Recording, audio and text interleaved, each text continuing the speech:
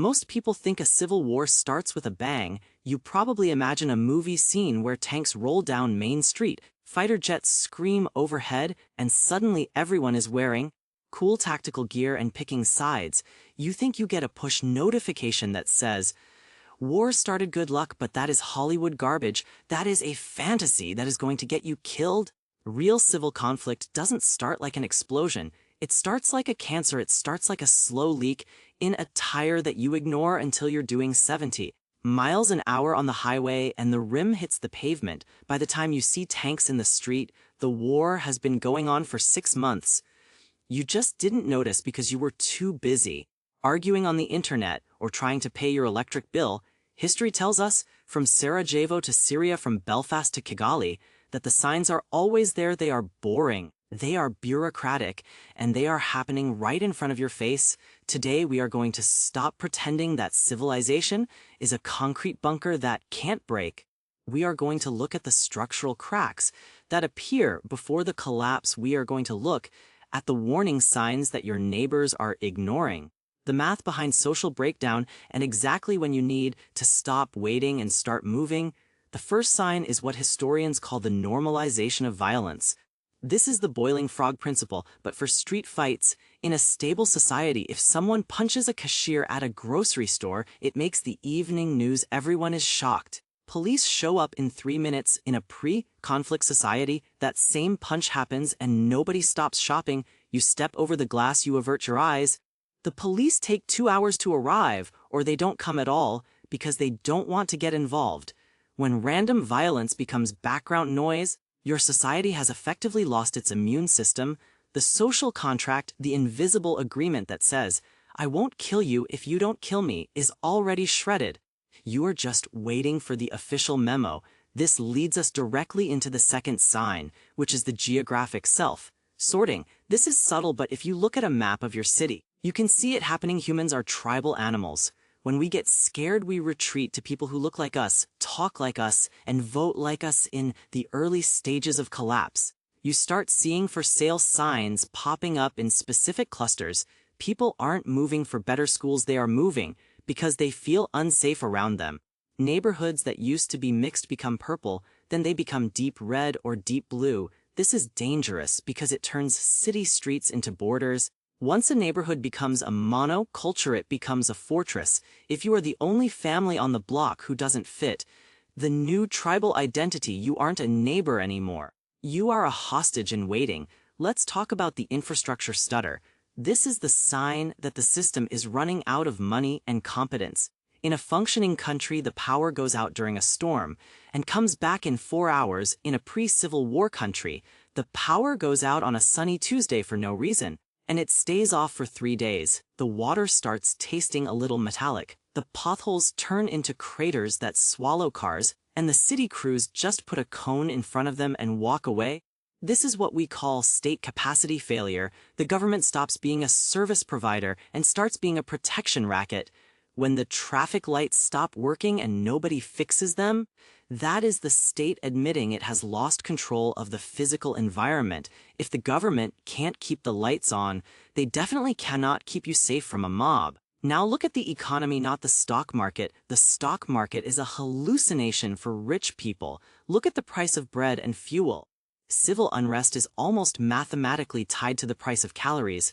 There is a specific threshold where the average person spends more than 40% of their income on food. Once you cross that line, riots aren't a possibility, they are a statistical certainty. But in a pre-conflict zone, you see the rise of the parallel economy. This is when the official currency becomes a joke. You see shops accepting dollars, euros, gold, or barter. Instead of the local money, you see black markets forming for basics like medicine and baby formula. When the guy at the bodega stops taking credit cards and starts asking for trade goods, the war has already started economically. The shooting is just the final formality. Another massive red flag is the dehumanization of language. Words matter not because of feelings, but because of psychology. You cannot convince a normal human being to shoot his neighbor. It goes against millions of years of evolution. So before you can have a civil war, you have to hack the human brain. You have to convince people that their neighbors aren't humans. They are vermin, cockroaches, traitors, or an infection. Listen to the radio, listen to the podcasts. Are they calling the opposition wrong? Or are they calling them evil? Are they saying we need to win the election? Or are they saying we need to eradicate this threat? Once the language shifts from political disagreement to biological sanitation, the genocide requires zero additional convincing.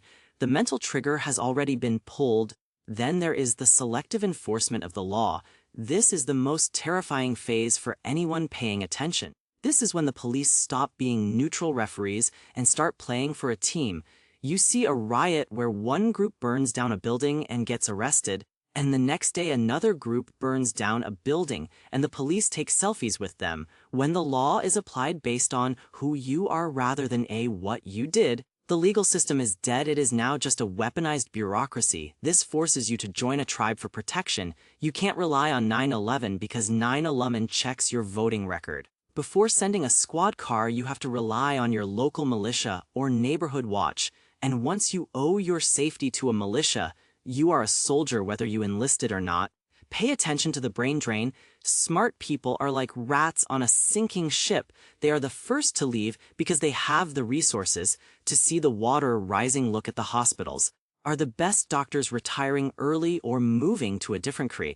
Look at the universities. Are the professors taking sabbaticals and not coming back? When the intellectual and wealthy class starts quietly liquidating assets and moving their families abroad, they aren't going on vacation.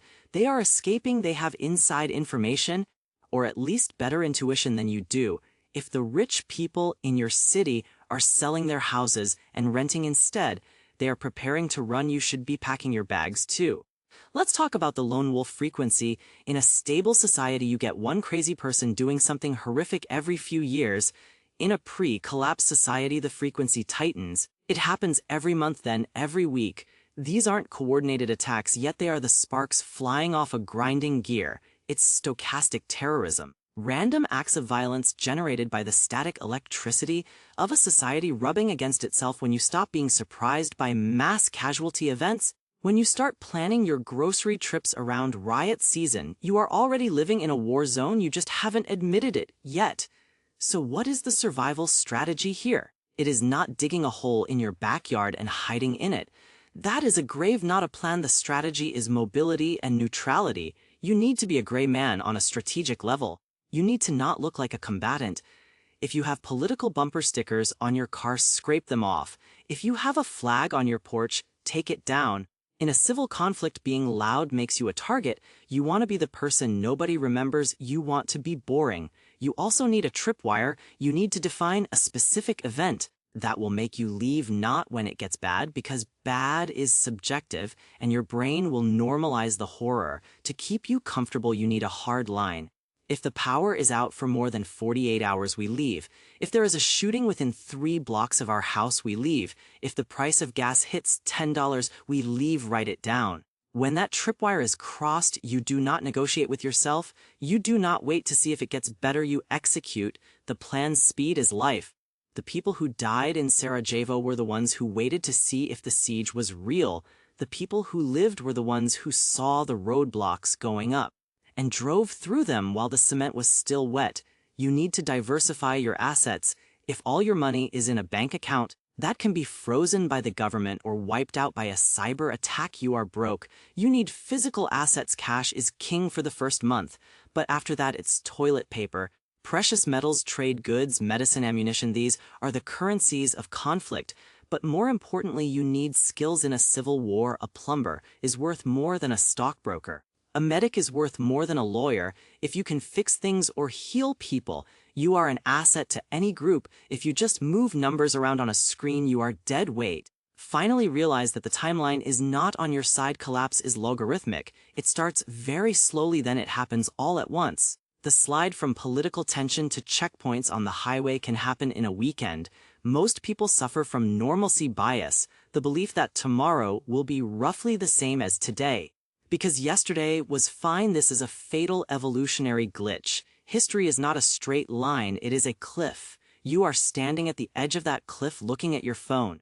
Put the phone down, look at the street, look at the prices, listen to how people are talking to each other.